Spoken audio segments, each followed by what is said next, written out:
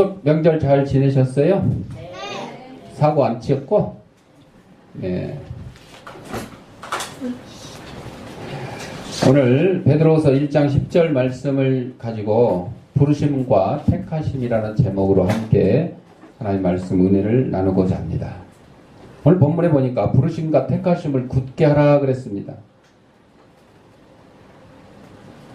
베드로 사도는 성도들에게 하나님의 부르심과 택하심을 굳게 하라고 명하셨는데, 즉 하나님을 아는 지식을 따라 행함으로써 언제든지 실족지 말라는 것입니다. 바른 길로 가고 엉뚱한 길로 가지 말라는 것입니다. 조금 전에 본 영상이 바로 그런 얘기입니다. 두 갈래 길을 만났는데, 여러분, 생명의 길, 영생의 길, 천국으로 향할 것이냐, 지옥의 길, 멸망의 길로 향할 것이냐, 여러분 잘 선택을 해야 된다는 것입니다. 그때 하나님께서 그리스도의 영원한 나라에 들어감을 넉넉히 성도들에게 주실 것임을 밝혔습니다. 즉 성도가 복음에 합당하게 행함으로써 구원의 증표를 나타내야 한다는 것입니다.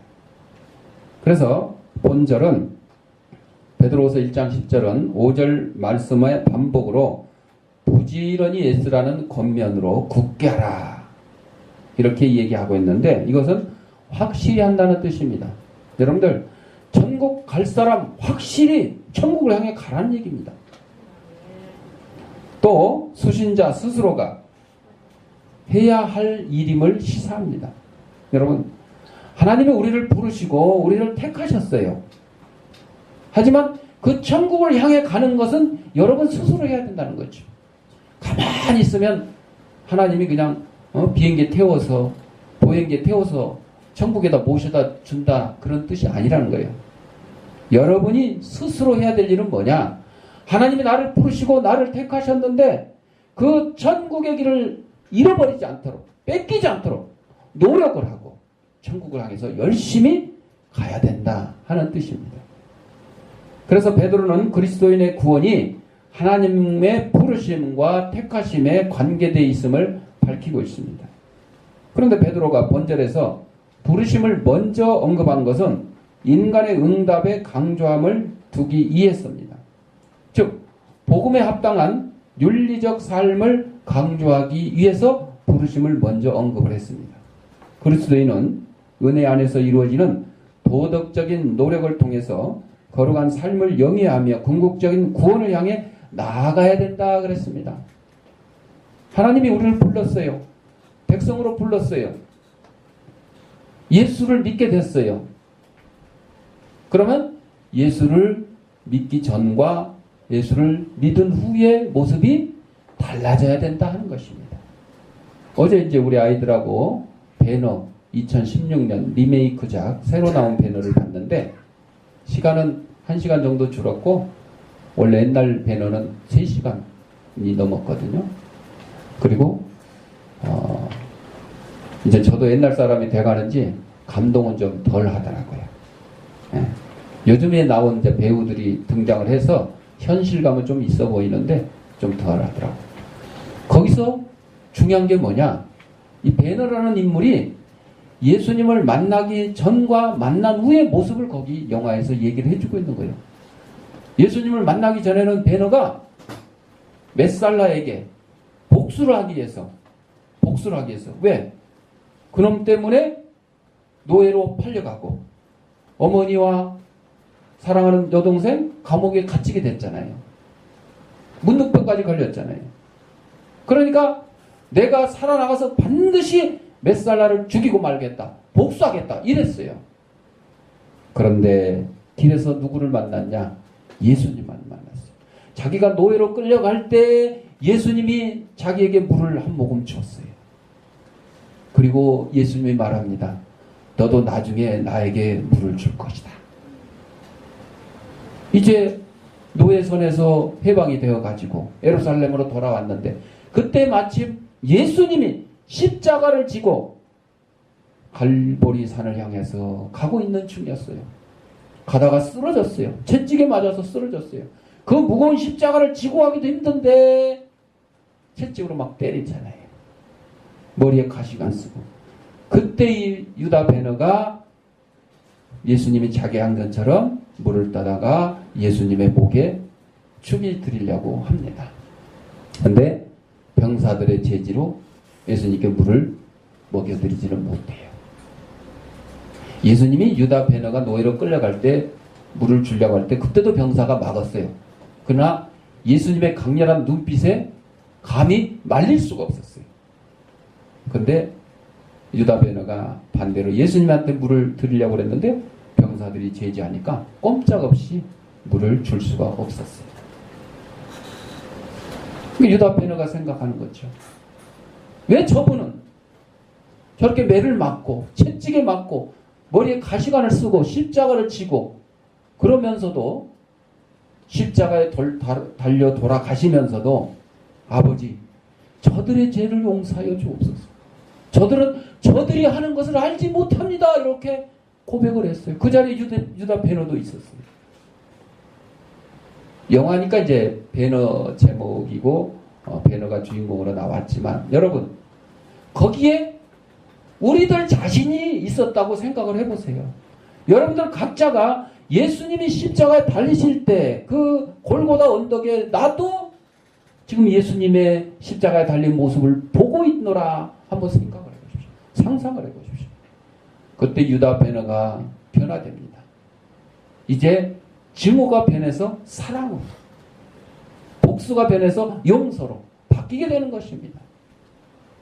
마지막 전차 경주를 하고 그 메살라가 자기를 해치려고 하는데도 불구하고 유다 베너는 오히려 담대히 전차 경주를 하고 반대로 메살라가 거의 부상을 당해서 죽음 직전까지 빠지게 됩니다.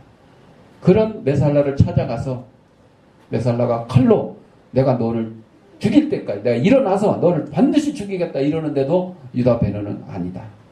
용서한다. 너도 나를 용서해라. 그리고 서로 부둥켜 안는 그런 장면이 나오게 되는 것입니다. 사랑하는 성도 여러분, 여러분이 이 자리에 지금 앉아 계신 것이 누가 여러분을 불렀어요? 하나님이 여러분을 불렀어요. 누가 여러분을 택하셨어요? 하나님이 여러분을 택하셨습니다. 그렇다면 내가 예수님을 믿게 되기 전과 예수님을 믿은 이후의 삶이 바뀌어야 된다는 것입니다. 그것을 그 베너라는 영화를 통해서 우리에게 알려주는 것입니다. 청량리의 최일도 목사님이 밥퍼 봉사를 합니다. 노숙인들에게 밥을 퍼주는 일을 합니다. 그래서 20년 가까이 밥을 나눠주고 있는데 처음부터 이런 빈민 구제나 사회 정의에 관심이 많았던 것은 아니었어요. 이 최일도 목사님이 1988년 초겨울 어느 날 청량리 기차를 타러 가다가 광장에 한 할아버지가 쓰러져 있는 것을 봤지만은 갈 길이 바빠서 그냥 갔어요. 놔두고 그냥 갔어요. 그리고 춘천행 기차를 타고 갔다가 볼일을 보고 늦음하게 다시 돌아왔는데 그때도 그 할아버지가 거기에 쓰러져 있는 거예요. 그때 이 최일도 목사님의 마음속에 무슨 소리가 들리냐? 언제까지 나를 차가운 길바닥에 눕혀놓을 거냐? 이런 소리가 들리는 거예요. 그 음성을 듣고 이 최일도 목사님이 주체할 수 없이 무너졌어요. 해결했어요. 하나님을 사랑하고 이웃을 사랑하는 것이 무엇을 말씀하시는 것인지를 깨닫게 되었습니다. 그 순간부터 그의 삶은 완전히 바뀌게 되었고 바로 청량리 굴다리에서 노숙인들을 위해서 가난하고 헐벗은 자들을 위해서 무료 급식을 하는 그런 활동을 하게 되었습니다. 이제는 천사 병원도 지어서 병원에 갈 수 없는 그런 어렵고 힘든 이웃들을 치료해주는 병원도 세워서 활동을 하고 있습니다. 바로 하나님의 음성을 들었기 때문입니다. 여러분들도 이렇게 간혹 가다가 감동을 받을 때가 있어요. 내가 저 사람을 전도를 해야 되겠다. 교회 가자고 하고 싶다. 이런 감동을 받을 때가 있어요. 저 사람을 내가 좀 도와주고 싶다. 내가 지금 은행에 돈을 입금하러 가는데 누구한테 보내줘야 되는데 그러면 근데 저 사람을 돕는 것이 내가 먼저구나. 이렇게 감동이 올 때가 있어요. 그럴 때는 그 감동받은 대로 움직여야 돼요. 움직여야 돼요. 그렇지 않으면 그 책임을 여러분 나중에 하나님 앞에 섰을 때 하나님이 여러분에게 묻습니다. 너 그때 뭐 했냐? 왜 도와주지 않았냐? 왜 전도하지 않았냐? 이렇게 여러분에게 책임을 묻게 된다는 것입니다. 오늘 본문 전후의 말씀에서는 성장하고 있는 성도와 그렇지 않은 성도의 특징을 비교해 보여주고 있는 것입니다. 먼저 성장하고 있는 성도는 부르심과 택하심이 굳게 되어서, 즉 구원받은 사실이 점점 확실하게 의식과 생활 속에 자리 잡아 실족지 않게 됩니다. 나는 하나님의 부르심을 받았다. 나는 하나님의 택하심을 받았다. 이러한 확고한 믿음이 있기 때문에 어떠한 어려움과 환난이 닥쳐도 쉽게 넘어지지 않습니다. 또한 구주 예수 그리스도의 영원한 나라에 더 넉넉히 들어감을 확신할 수 있게 되는 것입니다. 나는 반드시 천국에 들어갈 것이다. 나는 반드시 천국의 인도함을 받게 될 것이다. 그런데 성장하지 못하고 있는 성도는 어떠냐? 그리스도를 위해 힘쓰지 않는 게으른 자가 됩니다. 예수님에 대한 지식이 생활에서 증거되지 않으므로 열매가 없는 자가 됩니다. 누구를 전도하고 싶은 전도하라는 마음에 성령의 명령이 떨어졌는데도 불구하고 아우 귀찮아. 내가 얘기해봤자 씨알도 안 맥혀. 내가 교회 가자고 10번 20번 얘기했는데도 말도 안 들어. 예수 믿으라고 그렇게 얘기했는데도 말도 안 들어 하고 포기를 해버리고 맙니다. 이것이 성장하지 않는 성도의 모습인 것입니다. 영적으로 근시안이며 통찰력도 없을 뿐만 아니라 하나님께서 그를 위해 행하신 일을 잊어버리는 소경된 자들이 있습니다. 하나님이 우리를 위해서 무엇을 하셨어요?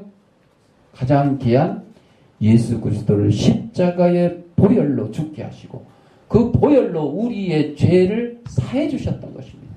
그걸 까맣게 잊어버리는 거예요. 성장하지 못한 사람들은. 그러므로 성도들은 영적으로 성장하기를 힘쓰고 더욱 힘써야 한다고 오늘 베드로 사도가 우리에게 강조를 해주고 있습니다. 성경은 자주 성도들을 유실수에 비교합니다. 유실수가 뭐예요? 나무인데 열매를 맺는 나무를 유실수라고 해요. 열매를 맺지 못하는 나무는 무실수라고 해요.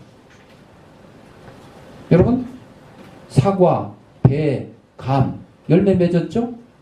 이런 것들은 유실수입니다. 근데 소나무, 또 뭐 있어? 개나리? 진달래?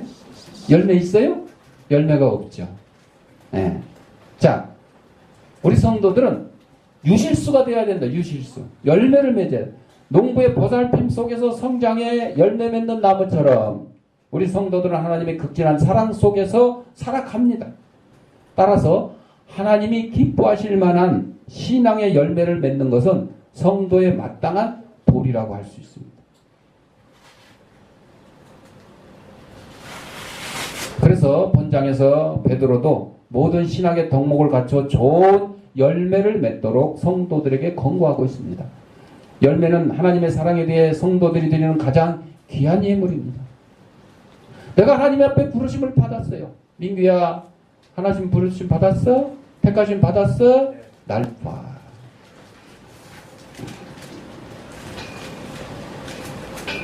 하나님의 부르심을 받았다 그러고 하나님의 택하심을 받았다 그러는데 예배 시간에 엉뚱한 일하고 있으면 안 되겠죠? 열심히 목사님의 설교를 들어야 되겠죠. 하나님은 성도들에게 값지고 귀한 물품만으로 신앙을 표현하도록 요구하지 않습니다. 헌금을 많이 해라. 교회에다 뭘 사서 갖고 와라. 이거를 요구하는 것이 아니라는 것입니다. 저도 마찬가지예요. 저도 여러분에게 헌금을 강요하거나 물품을 강요하거나 왜 추석 때 왜 과일 안 보냈어? 왜 쌀 안 보냈어? 소고기 안 보냈어? 이런 목사 아닙니다. 하나님도 마찬가지입니다. 하나님은 성도들이 항상 겸손한 마음으로 하나님과 동행하기를 원하십니다. 선물을 원하시는 게 아니에요. 헌금을 강요하시는 게 아니에요. 그리고 이것이 공의와 사랑이라는 행위의 열매로 증거되기를 원하십니다. 내가 정말 하나님 앞에 부르심을 받았고 택하심을 받았다 그러면 그것이 사랑의 행위로 나타나야 돼요.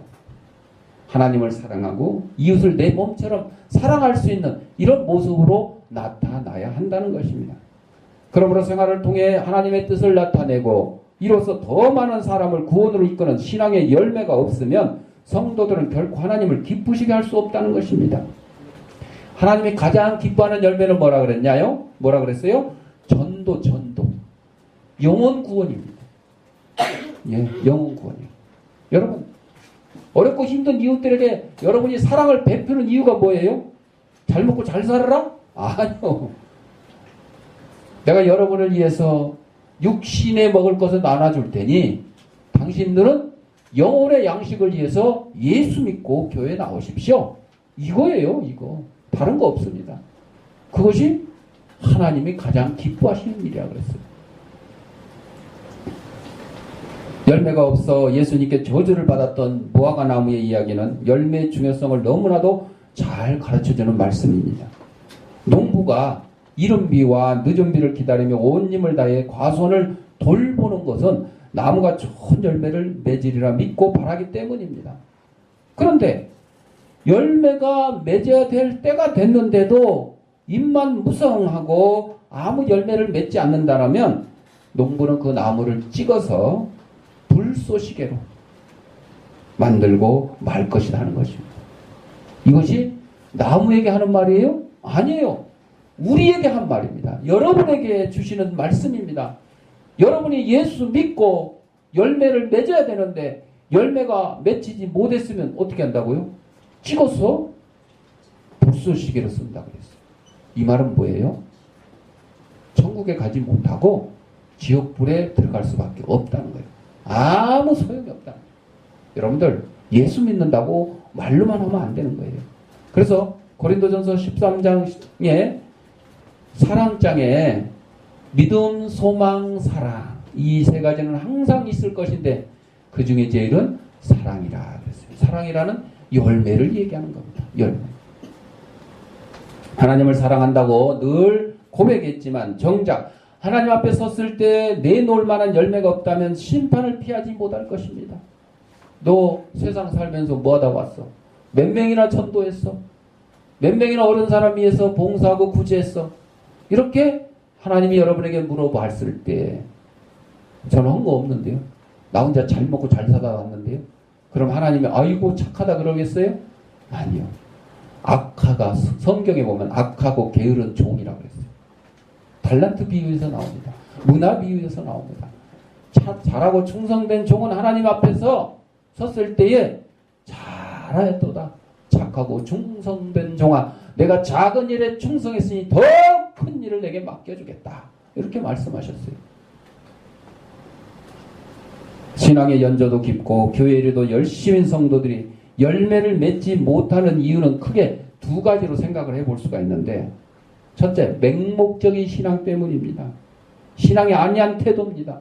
행위로 연결되지 않은 공허하고 맹목적인 신앙을 고수하는 사람은 결코 신앙의 열매를 맺지 못합니다. 시간 됐으니까 교회 가야 되겠다.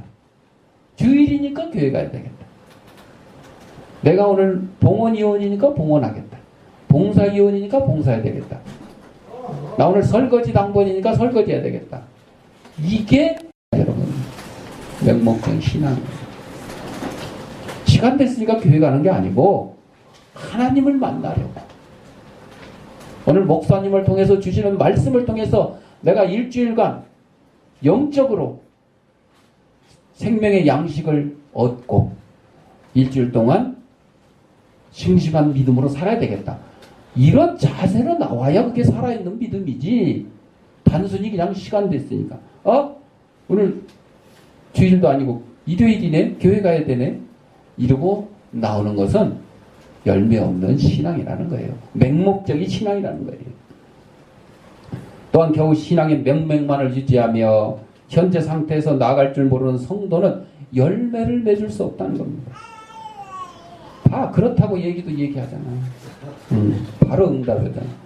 이러한 성도들은 처음 예수 그리스도를 영접하던 때 뜨거운 신앙을 잃어버리고 영원한 하나님 나라를 소망하는 설레임도 잃어버린 사람들입니다. 이런 아니하고 근시안적인 신앙생활에서는 결코 열매가 맺히지 않는다는 것입니다. 헨리 콤스톡이라는 부자가 있었는데 땅을 많이 소유하고 있었어요. 그 중에 쓸모가 없는 나무가 많은 작은 산을 $10,000에 매매했어요. $10,000. 요즘 우리 돈으로 하면 한 1,200만 원 돈 되겠지. $10,000. 그런데 그 후 몇 개월이 안 되어서 그가 매매한 산에서 최대 규모의 금광이 발견되어 무려 $5억 이상의 금이 매장된 사실을 알고는 땅을 치며 후회를 했어요. 땅을 치며. $5억면요. 한 6천억 원 돼. 6천억. 1,200만 원 주고 팔았는데 거기서 6천억 원어치의 금이 매장돼 있다. 자신의 잘못된 선택을 한탄하고 술로 세월을 보내다가 스스로 자살을 하고 말았어요. 아니 이렇게 어리석은 사람이 어디 있어요? 똑같은 시대에 연구실에서 화재가 발생해서 $200만 재산이 화재로 타버려 허망해하는 67세의 노인이 있었습니다. 동네 사람들이 힘을 잃지 말라고 위로를 합니다. 그런데 오히려 그는 빙그레 웃으면서 말합니다. 낡은 건물과 시설에 연연하는 내 좁은 소견을 깨우치게 하시려고 하나님께서 그냥 깨끗하게 청소해 주신 것입니다. 하나님이 내게 새 것을 주시기 위한 방법이랍니다. 이렇게 고백한 사람이 누군지 아세요? 바로 발명왕 토마스 에디슨입니다. 결국 에디슨은 이 화재로 인해서 더 훌륭한 연구소를 가지게 되었고 우력적인 활동을 하게 되었다는 것입니다. 사랑하는 성도 여러분, 하나님이 우리를 부르시고 택하셨는데 우리는 어떤 선택을 해야 될 것이냐? 감사하는 선택을 해야 될 것이냐? 불평하는 선택을 해야 될 것이냐? 천국을 선택해야 될 것이냐? 지옥을 선택해야 될 것이냐? 그것을 이 예화를 통해서 우리에게 알려주고 있는 것입니다. 여러분, 새 집을 원하면 헌 집을 헐어야 돼요. 거기다 새 집을 짓는 거죠. 그 헌 집에서 계속 살면서 이 집이 새 집으로 변하게 해주세요 하면 이게 변해져요? 아니요. 에디슨처럼 하나님이 나에게 더 좋은 연구실을 주시려고 샥 불태워서 청소해버렸구나. 아이고 감사합니다. 이럴 사람이 몇 명이나 있어요? 몇 명 없잖아요. 정말 이것이 진실한 신앙을 가진 사람이란 것입니다. 좋은 열매를 맺으려면 나무가 자라 기름진 대지에 든든히 뿌리 내리고 성장에 필요한 양분을 빨아들이는 것처럼 하나님의 말씀을 항상 우리는 섭취를 해야 돼요. 항상. 말씀의 토대 위에서 행해지지 않는 수고는 하나님께 합당한 믿음의 열매로 결실되지 못한다는 것입니다. 내가 열심히 일해서 돈을 많이 벌고 열심히 일해서 사업이 잘 되고 열심히 일해서 좋은 직장을 다녀도 말씀의 토대가 없으면 그것이 헛것이라는 거예요. 보기에는 잘 된 것 같죠. 그러나 그렇지 않습니다. 여러분들 유실수 얘기했습니다만 우리 성도들은 유실수와 같아야 된다 그랬어요. 이렇게 나무가 풍성해서 겉으로 보기에는 이야 잘 자랐다 그랬는데 가까이 가서 보니까 뭐가 없어요? 열매가 없으면 이게 소용이 없다는 것이죠. 오늘 성경은 그러므로 형제들아 더욱 힘써 너희 부르심과 택하심을 굳게 하라. 너희가 이것을 행한 즉 언제든지 실족지 아니하니라 하셨습니다. 게으른 성도는 하나님께 받은 은혜조차도 온전히 간수하지 못합니다. 따라서 성도는 좋은 열매를 많이 맺기 위해 말씀을 배우는 일과 봉사와 헌신을 통해 말씀을 증거하는 일에 최선을 다하는 저와 여러분이 되시기를 바랍니다. 아멘. 우리 애기가 바로 또 응답이 왔어요. 기도하겠습니다. 사랑하는 여러분, 맹목적인 신앙. 시간 됐으니까 교회 가는 게 아니고 하나님을 만나려고. 오늘 목사님을 통해서 주시는 말씀을 통해서 내가 일주일간 영적으로 생명의 양식을 얻고 일주일 동안 싱싱한 믿음으로 살아야 되겠다. 이런 자세로 나와야 그게 살아있는 믿음이지. 단순히 그냥 시간 됐으니까. 오늘 주일도 아니고 일요일이네. 교회 가야 되네. 이러고 나오는 것은 열매 없는 신앙이라는 거예요. 맹목적인 신앙이라는 거예요. 또한 겨우 신앙의 명맥만을 유지하며 현재 상태에서 나아갈 줄 모르는 성도는 열매를 맺을 수 없다는 겁니다. 그렇다고 얘기하잖아. 바로 응답이잖아. 이러한 성도들은 처음 예수 그리스도를 영접하던 때 뜨거운 신앙을 잃어버리고 영원한 하나님 나라를 소망하는 설렘도 잃어버린 사람들입니다. 이런 안이하고 근시안적인 신앙생활에서는 결코 열매가 맺히지 않는다는 것입니다. 헨리 콤스톡이라는 부자가 있었는데 땅을 많이 소유하고 있었어요. 그 중에 쓸모가 없는 나무가 많은 작은 산을 $10,000에 매매했어요. $10,000. 요즘 우리 돈으로 하면 한 1,200만 원 돈 되겠지. $10,000. 그런데 그 후 몇 개월이 안 되어서 그가 매매한 산에서 최대 규모의 금광이 발견되어 무려 $5억 이상의 금이 매장된 사실을 알고는 땅을 치며 후회를 했어요. 땅을 치며. $5억면요 한 6천억 원 돼. 6천억 원. 1,200만 원 주고 팔았는데 거기서 6천억 원어치의 금이 매장돼 있다. 자신의 잘못된 선택을 한탄하고 술로 세월을 보내다가 스스로 자살을 하고 말았어요. 아니 이렇게 어리석은 사람이 어디 있어요? 똑같은 시대에 연구실에서 화재가 발생해서 $200만 재산이 화재로 타버려 허망해하는 67세의 노인이 있었습니다. 동네 사람들이 힘을 잃지 말라고 위로를 합니다. 그런데 오히려 그는 빙그레 웃으면서 말합니다. 낡은 건물과 시설에 연연하는 내 좁은 소견을 깨우치게 하시려고 하나님께서 그냥 깨끗하게 청소해 주신 것입니다. 하나님이 내게 새 것을 주시기 위한 방법이랍니다. 이렇게 고백한 사람이 누군지 아세요? 바로 발명왕 토마스 에디슨입니다. 결국 에디슨은 이 화재로 인해서 더 훌륭한 연구소를 가지게 되었고 우력적인 활동을 하게 되었다는 것입니다. 사랑하는 성도 여러분, 하나님이 우리를 부르시고 택하셨는데 우리는 어떤 선택을 해야 될 것이냐? 감사하는 선택을 해야 될 것이냐? 불평하는 선택을 해야 될 것이냐? 천국을 선택해야 될 것이냐? 지옥을 선택해야 될 것이냐? 그것을 이 예화를 통해서 우리에게 알려주고 있는 것입니다. 여러분, 새 집을 원하면 헌 집을 헐어야 돼요. 거기다 새 집을 짓는 거죠. 그 헌 집에서 계속 살면서 이 집이 새 집으로 변하게 해주세요 하면 이게 변해져요? 아니요. 에디슨처럼 하나님 나에게 더 좋은 연구실을 주시려고 샥 불태워서 청소해버렸구나. 아이고 감사합니다. 이럴 사람이 몇 명이나 있어요? 몇 명 없잖아요. 정말 이것이 진실한 신앙을 가진 사람이란 것입니다. 좋은 열매를 맺으려면 나무가 자라 기름진 대지에 든든히 뿌리 내리고 성장에 필요한 양분을 빨아들이는 것처럼 하나님의 말씀을 항상 우리는 섭취를 해야 돼요. 항상.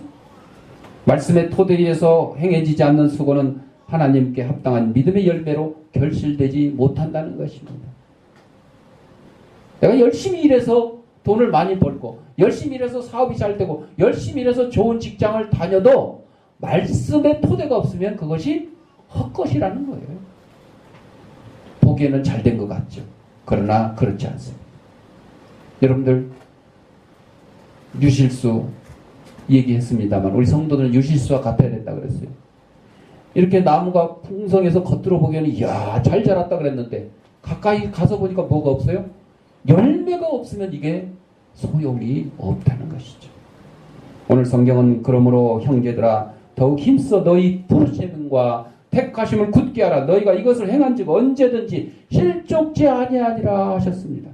게으른 성도는 하나님께 받은 은혜조차도 온전히 간수하지 못합니다. 따라서 성도들은 좋은 열매를 많이 맺기 위해 말씀을 배우는 일과 봉사와 헌신을 통해 말씀을 증거하는 일에 최선을 다하는 저와 여러분이 되시기를 바랍니다. 아멘. 우리 애기가 바로 또 응답이 왔어요. 기도하겠습니다.